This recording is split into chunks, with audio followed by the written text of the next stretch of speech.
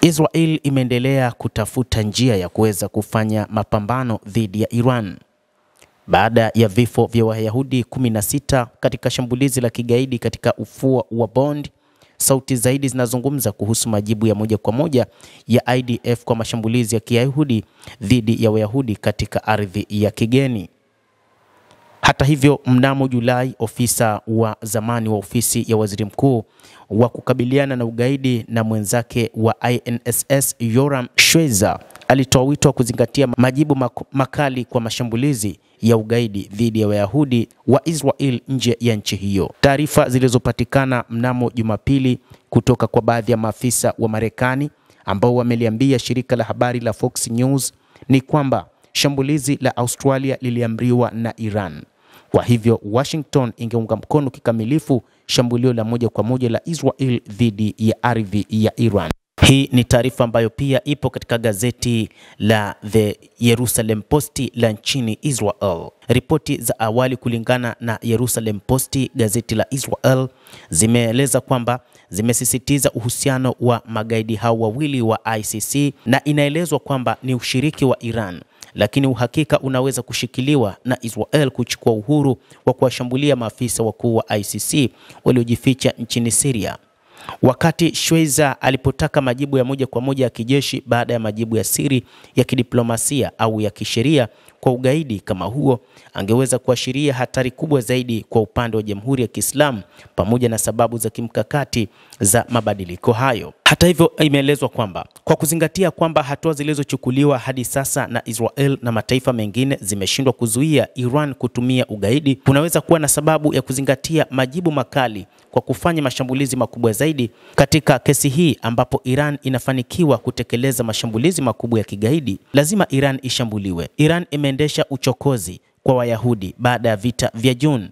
Hadi sasa majibu ya kimataifa kwa shughuli za kigaidi za Iran yamebaki ndani ya nyanja za kisheria na kidiplomasia pamoja na vikwazo vya kiuchumi vinavyolenga watu binafsi na vyombo vinavyohusika na ugaidi, anaeleza moja kati ya maafisa kutoka nchini Marekani ambao pia ni sehemu katika Wayahudi.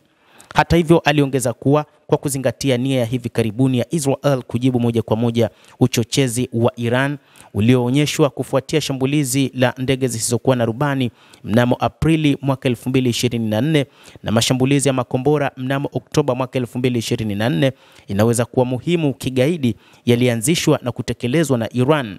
Kwa kawaida vitendo kama hivyo vinapaswa kupimwa kwa uangalifu dhidi ya hatua zinazoweza kuchukuliwa za kulipiza kisasi nchini Iran. Inashauriwa pia kuhimiza mataifa mengine kuchukua msimamo mkali zaidi dhidi ya ugaidi wa Iran kutokana na kushindwa kwa sera zilizopo, Schweizer alieleza na kupendekeza, huku akinukuliwa na gazeti la Jerusalem Post la nchini Israel.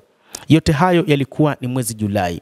Ripoti imeshindwa kutaja mashambulizi makubwa ya Israel dhidi ya Iran mwezi Juni. Ni wazi kwamba ripoti hiyo iliandikwa hata kabla ya shambulizi hilo kutokea. Hata hivyo, kinachotafutwa sasa ni namna gani ya kuanzisha vita dhidi ya Iran na kutafuta namna yoyote ya kuweza kuishambulia Iran. Mwezi Juni, Israel ilifanya mashambulizi ya anga katika Teheran na kushambulia ulinzi wa anga wa taifa hilo, ambapo walitafuta njia kwamba wanaenda kuharibu mpango wa nyuklia wa Iran. Hii imekuja kusababisha kuwaua makamanda wakuu na kutoa vitisho kwa makombora ya ballistic. Kwa hivyo mipango ya sasa ni kuona namna wanaweza kupambana na Iran, hasa katika kile ambacho wanakitaja ni Iran ambayo ina makombora mengi ya ballistic ambayo wamesema yanapaswa kupunguzwa.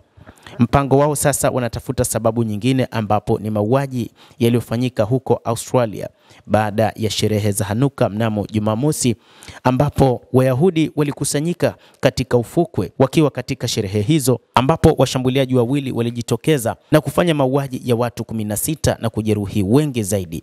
Hivyo kesi hii sasa inahamishwa upande wa Iran kwamba Iran imehusika na imetoa oda juu ya shambulizi hilo. Kwa mujibu wa Israel, Iran inasalia kuwa tishio kubwa zaidi kwa Israel kwa safu yake kubwa ya makombora ya ballistic, lakini haiko karibu na tishio ilivyokuwa kabla ya mwezi Juni. Shirika la habari la Jerusalem Post limeandika kwamba kama Israel ingekuwa ya kwanza kuishambulia Iran moja kwa moja, hakuna aliyetilia shaka kwamba Teheran ingejibu kwa shambulio kamili kwa makombora ya ballistic. Hata hivyo, sasa Iran inajua kwamba kama ingejaribu kufanya hivyo, Israel inaweza kuizuia kufanya hivyo na kusababisha makabiliano makubwa kati yake na Israel. Mtazamaji, wakati huu Iran inasema ipo tayari wakati wowote dhidi ya mapambano na Israel, na Israel yenyewe wakati wote imeshajiandaa kwa ajili ya mapambano dhidi ya Iran. Endelea kutufuatilia, tutakujuza mengi yanayojiri katika ulimwengu kupitia The World News. Mimi ni Adam Hussein, endelea kuwa nasi wakati wote.